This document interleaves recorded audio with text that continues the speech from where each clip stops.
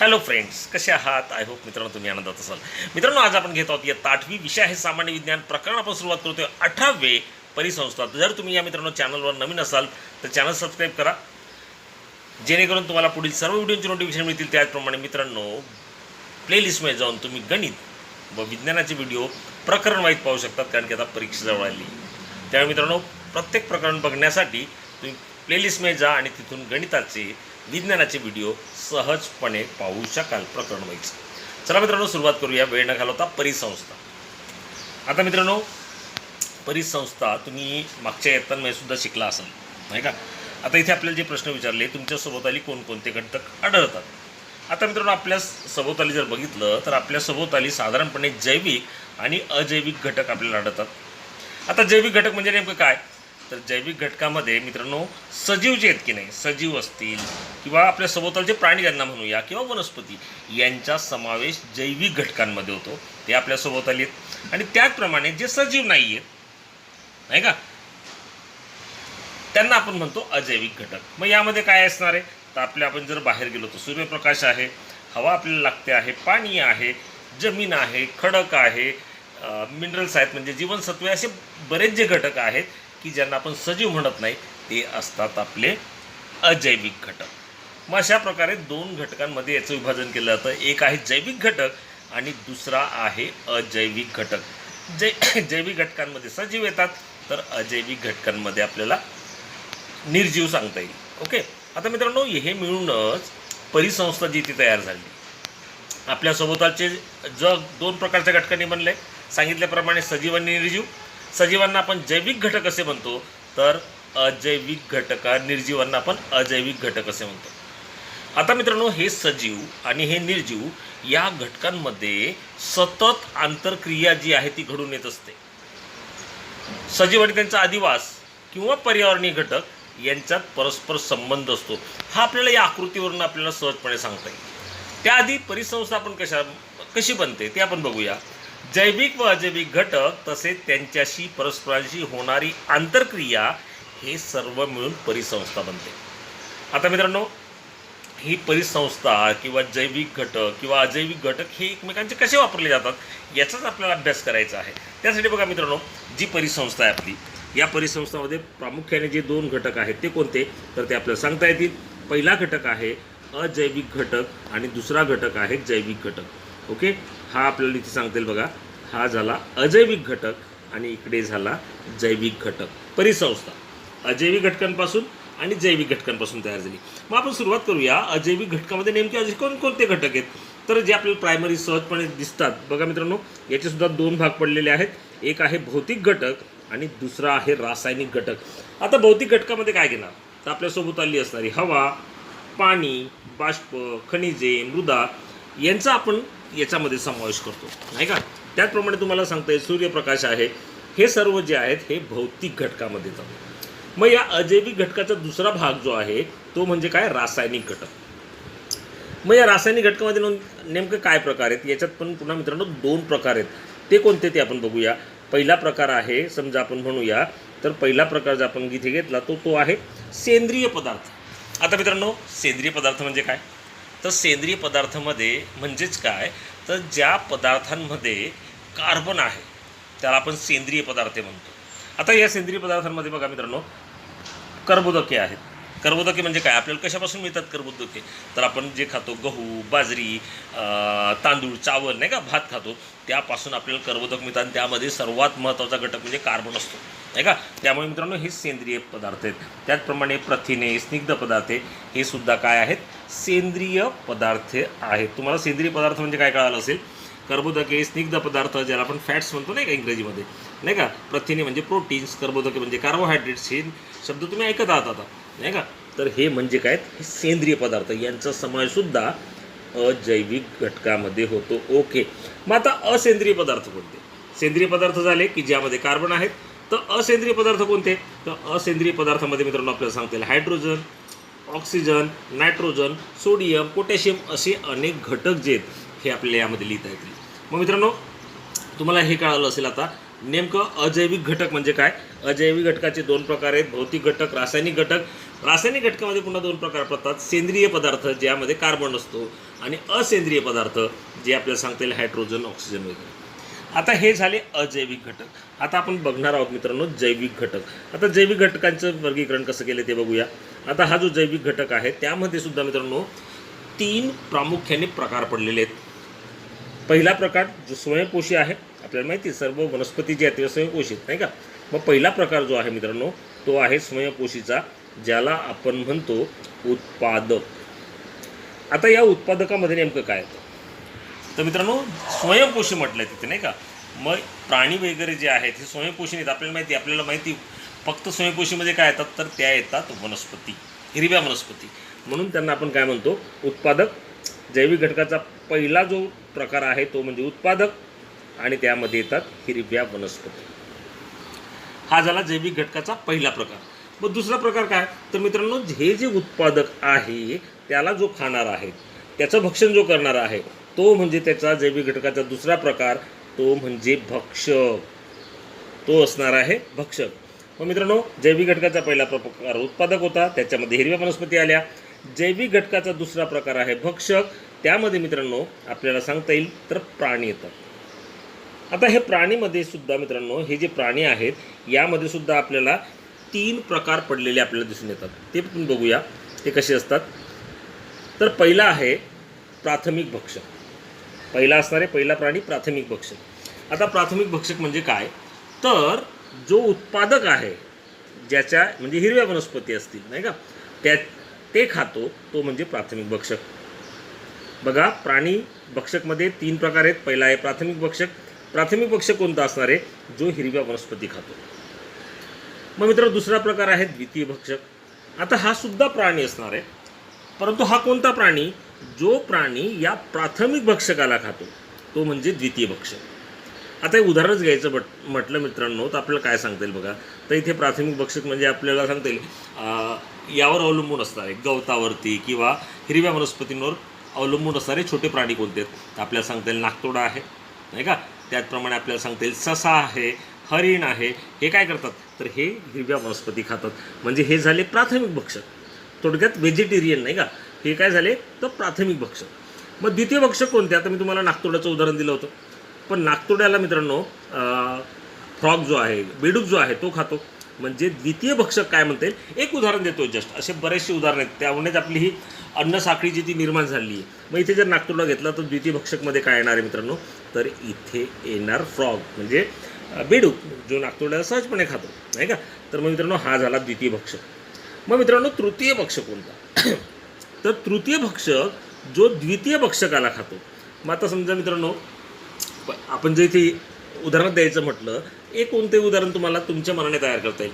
पहिलं उदाहरण हिरव्या वनस्पतींचं आपण बघितलं उत्पादक काय आहेत तर पहिलं आहे एखादा वनस्पती असणार आहे नाही का. छोटे छोटे गवत असतात ते आपले हिरव्या वनस्पती झाल्या, त्याला नाकतोडा खातो हे प्राथमिक भक्षक झालं. नाकतोड्याला बेडूक खातो हे द्वितीय भक्षक झालं. आणि बेडकाला साप खातो हे झालं त्याचं तृतीय भक्षक. कदाचित चतुर्थ भक्षक सुद्धा असू शकतो नाही का. सापला मित्रांनो ईगल जो आहे तो खातो नाही का, आपल्याला माहिती आहे, किंवा मुंगूस खातो. म्हणजे अशा पद्धतीने ही साखळी वाढू शकते. परंतु प्रामुख्याने त्याचे 3 प्रकार केले गेलेत. आय होप ते तुम्हाला कळाले असतील. हे रब करतो म्हणजे तुम्हाला अजून एकदा सांगता येईल मला वेगळं उदाहरण घेऊन. ओके आता लक्षात घ्या मित्रांनो हिरव्या वनस्पती स्वयंपोषी होत्या. दुसरं जे भक्षक आहेत त्यामध्ये प्राणी येतात आणि प्राण्यांमध्ये 3 प्रकार आहेत प्राथमिक भक्षक, द्वितीय भक्षक आणि तृतीय भक्षक. आता आणखी एक उदाहरण जर घ्यायचं म्हटलं मित्रांनो तर हिरव्या वनस्पती कोण खातं तर आपल्याला सांगता येईल हिरव्या वनस्पतींना बरेचसे असे प्राणी आहेत जे व्हेजिटेरियन आहेत. मग बरेचसे प्राणी तुम्हाला सांगता येईल. मी तुम्हाला सांगितलं ससासुद्धा खातो नाही का, नाकतोडा आहे, त्याचप्रमाणे मित्रांनो काऊ आहे. हे झाले सर्व प्राथमिक भक्षकमध्ये येतात जे हिरव्या वनस्पती खातात. द्वितीय भक्षकामध्ये जे प्राथमिक भक्षक आहेत त्यांना खाणारे जे प्राणी आहेत त्यांना आपण द्वितीय भक्षक म्हणतो. आणि द्वितीय भक्षकांना जे प्राणी खातात त्यांना आपण म्हणतो तृतीय भक्षक. अशा पद्धतीने ही साखळी मित्रांनो निर्माण झालेली. ओके आता झाले तृतीय भक्षकपर्यंत आपण इथे आलो आहोत. आता आपण पुन्हा चार्टकडे वळूया. आता तिसरा जो आहे मित्रांनो तिसरा प्रकार जैविक घटकाचा तो म्हणजे आहे विघटक. तो जो आहे त्याला आपण विघटक नाव दिले. आता विघटकमध्ये काय येतात तर विघटकमध्ये येतात सूक्ष्मजीव. आता हे सूक्ष्मजीव येतात. तर मित्रांनो हे जे तृतीय भक्षक आहेत, समजा एखादा वाघ आहे, वाघाला कोण खाणार आहे नाही का, वाघला कोणी खाऊ शकत नाही. मग ज्यावेळेस वाघ त्याचं पूर्णपणे आयुष्य जगून घेईल किंवा तो म्हातारा होईल किंवा तो मरणार आहे नॅचरली, त्यावेळेस त्याचं काय होईल मित्रांनो, तो मरल्यानंतर कुठे जंगलातच असणार आहे नाही का. मग ज्यावेळेस तो मरतो त्यावेळेस ते हे सूक्ष्मजीव आहेत हे त्याला थोडक्यात खातात असं आपण म्हणूया. त्याचं विघटन करतात, म्हणजे काय करतात, एक प्रकारे खातात.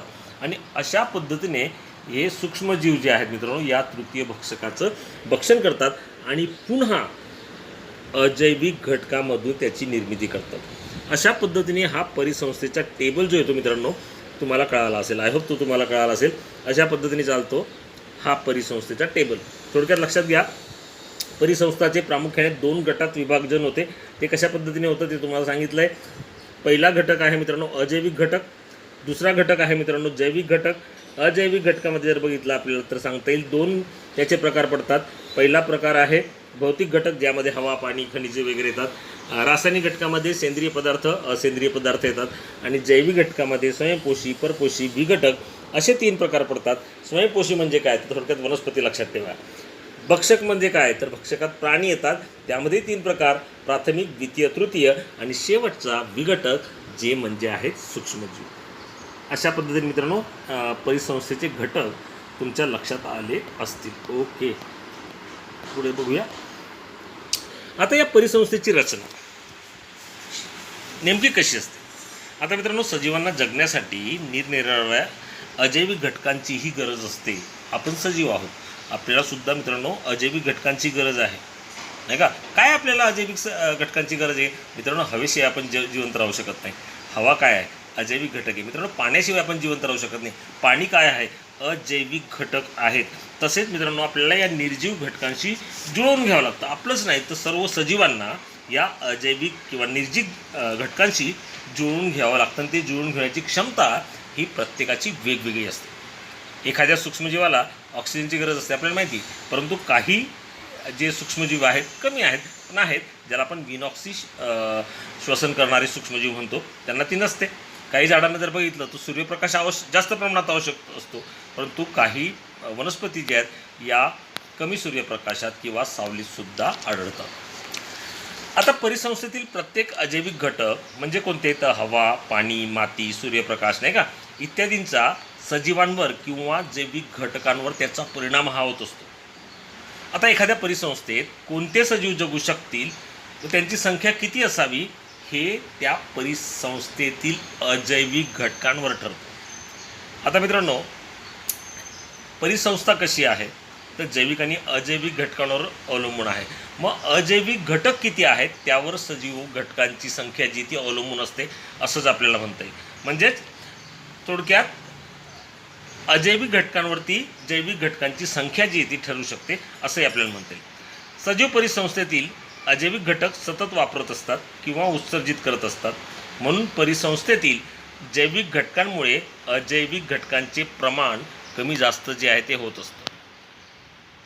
परिसंस्थेतील प्रत्येक सजीव त्या परिसंस्थेत राहताना एक विशिष्ट प्रकारची मित्रांनो भूमिका जी ती बजावत असतो.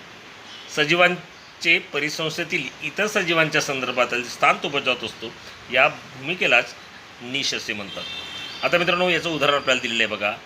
बागेत वाढणारं सूर्यफुलाचं झाड ऑक्सिजन जे ते हवेत उत्सर्जित करतं. व मधमाशा असतील, मुंग्या असतील इत्यादी कीटकांसाठी अन्न व आसरा ते एक प्रकारे पुरवत असतो. अशा पद्धतीने कुठे ना कुठे बॅलेन्स जो आहे तो इथे होत असतो. आता आपण आकृतीवरून थोडक्यात लक्षात घेऊया हा जो नेमका सार जो आहे या थेरॉटिकल पार्टचा तो नेमका काय आहे. आता मित्रांनो अजैविक घटक, अजैविक घटकामध्ये काय काय येणार तर त्यामध्ये येणार पोषक द्रव्य, त्याचप्रमाणे येणार सौर ऊर्जा, कार्बन डायऑक्साईड म्हणजे थोडक्यात मित्रांनो हवा सांगता येईल आपल्याला, हवेमध्ये कार्बन डायऑक्साईड आहे, नत्र, जल, खनिजे हे सर्व काय तर हे सर्व जे आहेत अजैविक घटक. मग इथे काय होतं हे अजैविक घटक आपण बघतो मित्रांनो. जैविक घटक आणि अजैविक घटक म्हणजे परिसंस्थेतील घटकांमध्ये नेमकी आंतरक्रिया कशी होते ते आपण या आकृतीद्वारे समजण्याचा प्रयत्न करतोय. आता हे अजैविक घटक आहेत तरीसुद्धा जैविक घटक याच्यावरती कसे अवलंबून आहेत ते आपण बघूया.